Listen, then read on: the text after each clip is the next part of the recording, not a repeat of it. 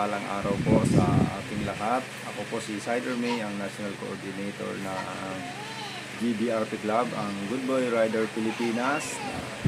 At kami po ay lubos na nagpapasalamat sa mainit ninyong suporta sa aming charity event na gaganapin sa Tricia 2, Barangay Parang, Marikina City, October 20, 2024 sa alas 8 ng umaga po.